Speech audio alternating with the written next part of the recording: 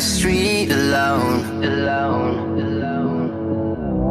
Her head was down, face locked onto the phone. And I wished I'd had a number so I could be color unknown.